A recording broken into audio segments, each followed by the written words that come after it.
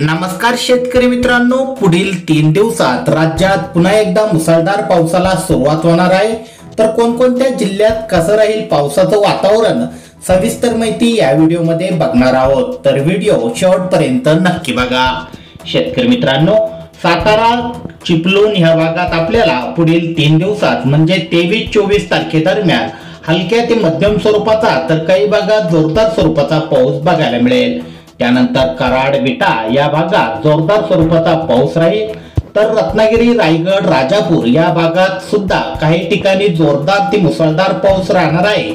तर काही ठिकाणी हलका पाऊस व ढगाळ वातावरण बघायला मिळेल। तर कोल्हापूर सांगली या भागात सुद्धा जोरदार स्वरूपाचा पाऊस आपल्याला पुढील 3 दिवसात म्हणजे 23-24 तारखेदरम्यान बघायला मिळणार आहे। यामध्ये निपाणी सावंतवाडी या ठिकाणी सुद्धा जोरदार स्वरूपाचा पाऊस राहील। त्यानंतर मित्रांनो, आपण बघू शकतो जत या ठिकाणी सुद्धा जोरदार स्वरूपाचा पाऊस बघायला मिळेल।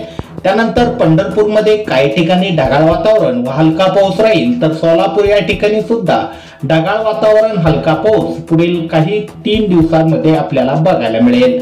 त्यानंतर तुळजापूर लातूर या ठिकाणी सुद्धा आपल्याला हलक्या स्वरूपाचा पाऊस व ढगाळ वातावरण बघायला मिळणार आहे। त्यानंतर मित्रांनो, यवतमाळच्या अनेक भागात आपल्याला पुढील 3 दिवसांमध्ये जोरदार स्वरूपाचा पाऊस अनेक भागांमध्ये बघायला मिळू शकतो। काही ठिकाणी ढगाळ वातावरण व उन्हाचा चटका, काही ठिकाणी हलका पाऊस बघायला मिळेल। यामध्ये वर्धा उमरेड नागपूर या ठिकाणी सुद्धा पावसाचा जोर वाढू शकतो। तर नागपूरमध्ये अनेक ठिकाणी मध्यम ते जोरदार स्वरूपाचा पाऊस आपल्याला बघायला मिळेल। तर शेतकरी मित्रांनो, अशा प्रकारे आपल्याला राज्यात पुढील 3 दिवसात म्हणजे 23-24 तारखेदरम्यान वातावरण पाहायला मिळणार आहे।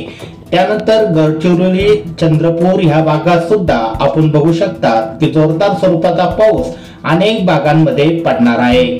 शेतकरी मित्रांनो, लक्षात असू द्या, आपण जे जिल्हे बघितले यामध्ये अनेक जिल्ह्यांमध्ये आपल्याला काही भागात पाऊस राहील तर काही भागात ढगाळ वातावरण व हलका पाऊस राहील। प्रत्येक ठिकाणी सारखा पाऊस नसणार आहे।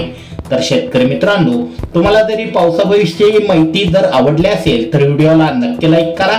अशाच प्रकारच्या पावसाविषयी बातम्या तुमच्या मोबाईलवर दररोज बघण्यासाठी खाली दिलेले सबस्क्राईब बटन दाबून बेल आयकॉन नक्की दाबा।